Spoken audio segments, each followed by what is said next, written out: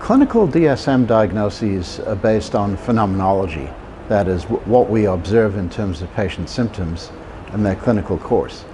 And that's basically where the rest of medicine was in the 17th and 18th century, before we could identify actual diseases where we knew their underlying cause, their etiology. And if you rely only on symptoms, then you have something that's akin to having fevers or dropsy, or cough, where you have just a loose syndrome that everyone can agree on reliably, but there's no underlying validity. So if you just have people who are coughing up blood in medicine, I mean, they could have pneumonia or lung cancer or severe asthma or a really bad cold, and there's no way to sort them out without underlying biological measures.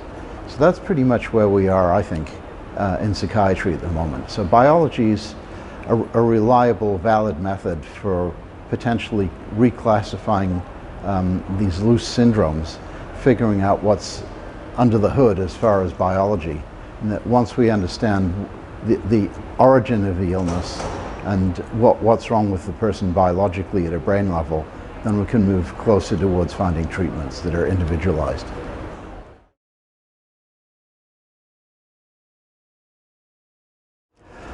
Basically that we're sort of groping around in the dark when it comes to defining illnesses.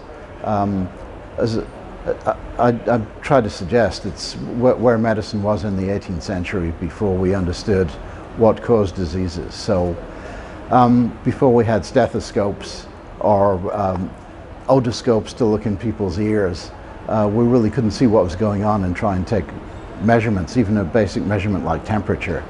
And once you have reliable biological tools, it gives you like an insight into what's going on. Symptoms alone don't really do that, because symptoms overlap horribly all the way through medicine.